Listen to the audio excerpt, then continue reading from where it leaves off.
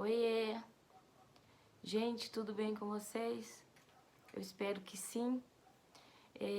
Eu já gravei um outro vídeo sobre assédio sexual lá atrás, onde eu contava que quando eu precisei fazer os exames pré-operatórios, eu tive que passar por um cardiologista e na época ele tentou me agarrar, ele tentou me beijar na boca e quando ele foi antes, quando ele foi fazer o eletro, que coloca aquelas ventosas no corpo da gente, ele passou a mão no meu seio. E quando eu tentei me desvencilhar e sair, né, colocar minha roupa, ele ainda tentou me segurar e me dar um beijo à força. Hoje eu entendo que isso não é um assédio, né? Ultrapassa o assédio. Isso é enquadrado, eu acredito, no estupro, no crime que é o estupro, que vai além daquilo que é a fala e a tentativa pela oralidade. E agora, recentemente, eu assisti um documentário sobre aquele médium conhecido como João de Deus, que assediou uma quantidade imensa de mulheres e praticou esse ato de estupro contra uma quantidade imensurável de pessoas. Porque a gente tem as que têm coragem de vir a público comentar e a gente tem as que não têm coragem de falar porque se sentem com vergonha, se sentem sujas. E hoje eu me sinto mais preparada para falar sobre isso do que naquela época. Naquela época, quando eu gravei o vídeo, eu estava muito mais fragilizada e tinha menos consciência do que tinha acontecido. Esse médico cardiologista que fez isso comigo, ele é bastante conhecido, é de uma família bastante conhecida na capital. É um médico cardiologista que tem mais de 70 anos. O filho é artista, o nome dele é Alfredo. É bastante conhecido tanto por atuar no hospital universitário como por atuar na rede particular pelo plano de saúde. E eu tenho certeza que eu não sou a única, mas acredito que sou a única a vir a público assim falar sobre isso e relatar com mais detalhes tudo o que aconteceu. Pois bem, gente, quando a gente está extremamente vulnerável, sendo mulher, a nossa tendência é nos deixar guiar, sabem? E o conselho que eu dou assim para as mulheres é nunca, mesmo estando sensível, nunca baixar a guarda, porque o monstro, o predador sexual, ele pode estar à espreita, esperando só um ato seu de fragilidade para ele vir te abocanhar como um lobo daqueles mais ferozes saindo das trevas sem dó nem piedade. Na época que eu estava fazendo quimioterapia, eu já tinha caído na mão de um monstro muito vil e cruel, mas de outra maneira. É a falta de sensibilidade, a falta de relação médico-paciente. E quando ele me pediu os exames pré-operatórios, eu estava tão baqueada com o diagnóstico e o meu marido também, enfim. E a gente perguntou para ele, onde o senhor indica, onde que o senhor indica, né? Até para poupar tempo, para tentar seguir a linha daquele médico, não é qual linha que ele segue, quem é que são os amigos dele, com quem é que ele trabalha, quem ele conhece, quem ele indica. E ele realmente trabalhava no hospital universitário com esse esse cardiologista, esse velho safado.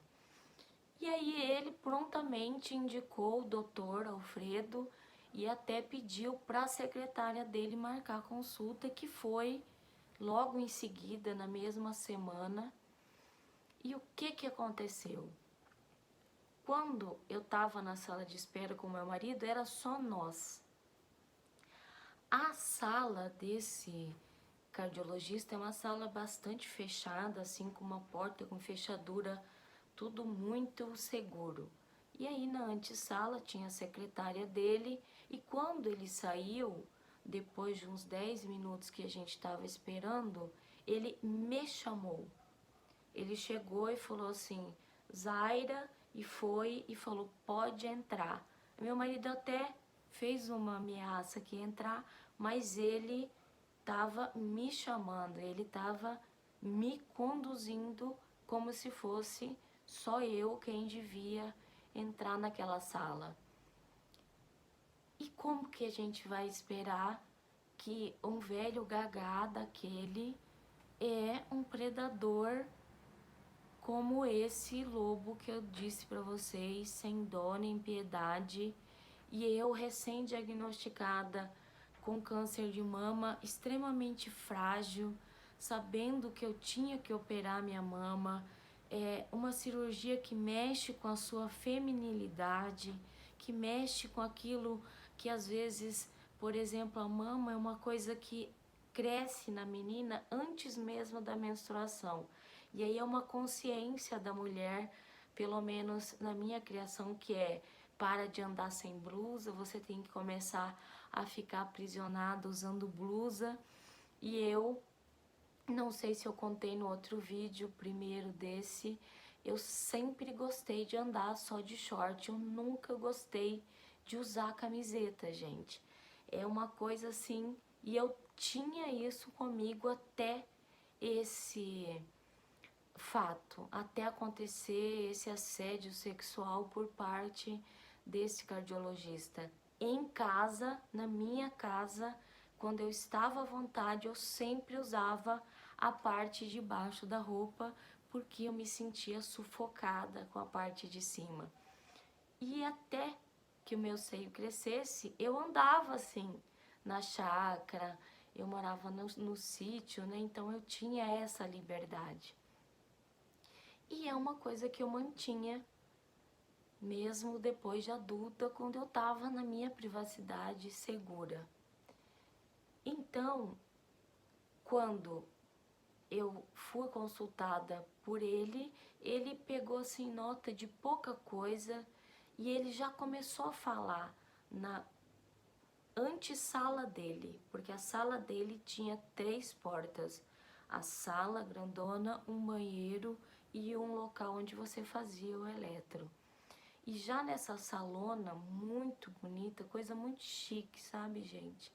Ele começou falando assim, ah, mas uma mulher tão bonita dessa, perdeu uma mama, eu vou ligar pro meu amigo Guido, pra ele não fazer tanto estrago em você.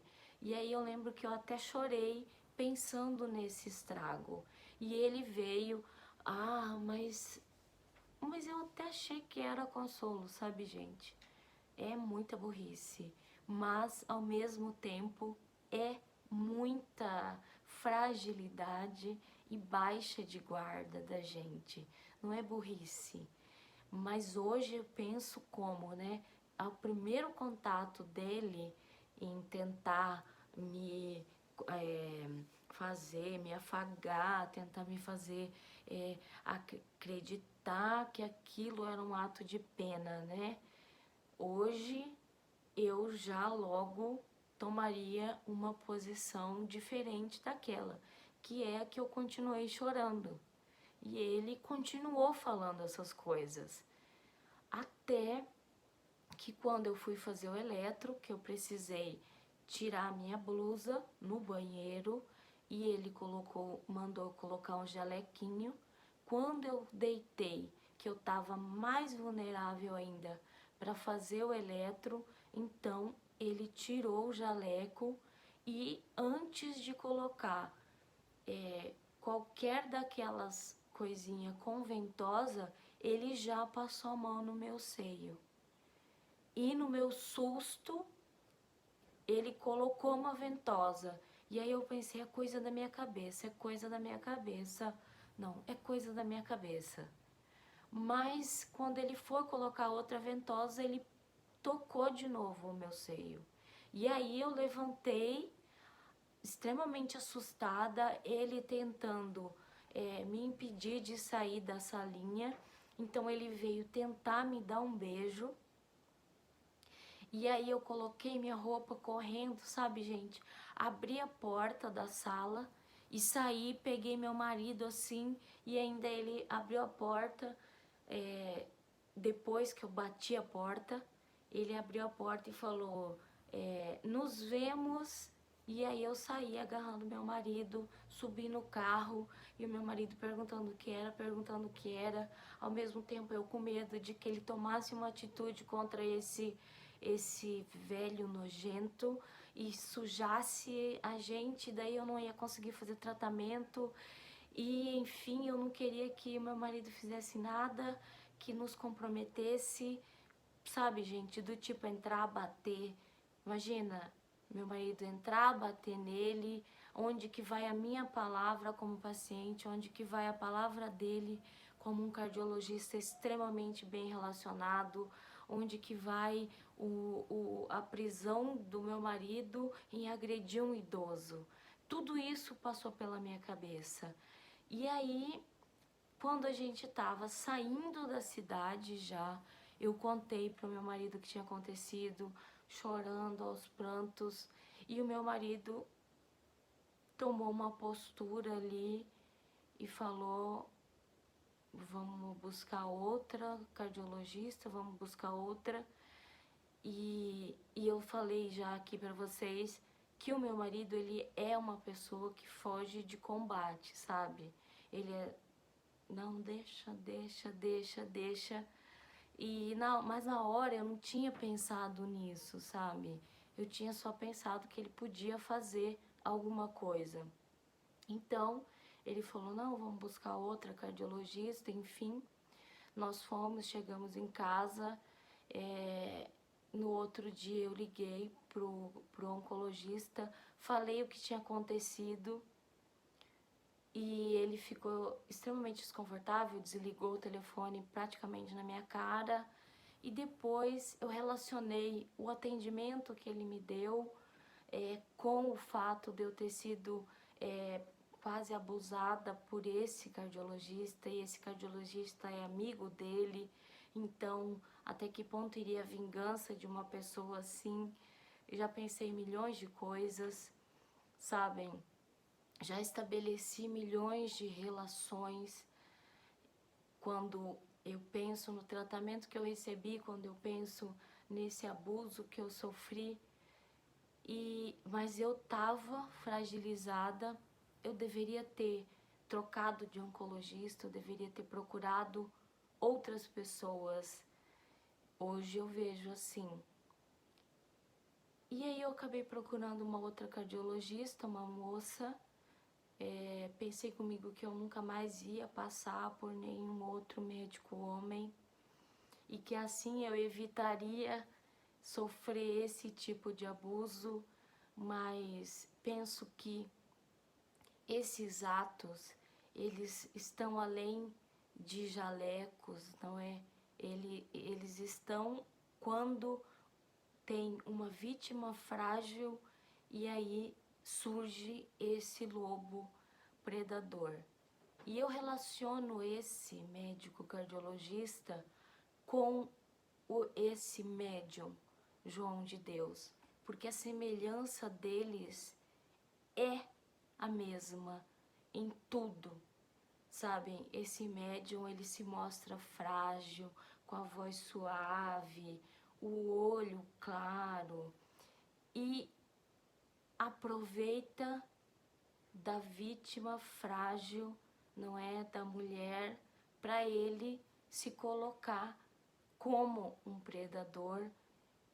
E a relação de poder que eles têm colocam a vítima mais à mercê de crédito, porque é uma pessoa que não é conhecida, uma pessoa que é frágil, uma pessoa que não tem tanto poder, não é? Vim de encontro com eles, que são extremamente poderosos e estão num cargo ali que tem muitos admiradores. Então, gente, eu falo disso mais uma vez aqui com vocês. É um assunto dolorido, é um assunto bastante pesado, carregado assim de dor e de... Eu nunca mais fui a mesma depois dessa violência e também nunca mais fui a mesma depois do meu tratamento. E quando eu falo assim, é colocando essa carga desse assédio também. E eu me proponho a gravar esse vídeo e a relatar porque eu quero deixar com vocês isso sempre. Não baixem a guarda, não baixem a guarda, independente da situação de fragilidade que vocês estão. Permaneçam sempre em alerta e sempre que possível façam as consultas acompanhadas, sabe? Seja de mulher, seja de homem, pode ser seu irmão, pode ser seu pai, pode ser... Não precisa ser só o seu marido. Que adentre a sala, sabe? E que fique alerta e à espreita por você. Uma outra figura ali intimida qualquer ato dessa maneira. Então, hoje eu não entraria, não faria nada com a guarda baixa e não faria nada sem estar acompanhada ali, nem que não seja na sala propriamente dita do eletro, mas até a antessala, acompanhada de alguém. E é isso, estejam sempre alertas, não baixem a guarda, meninas, porque esses predadores, eles estão sempre à espreita, à espera da próxima vítima. De beijo no fundo do coração, vamos que vamos sempre.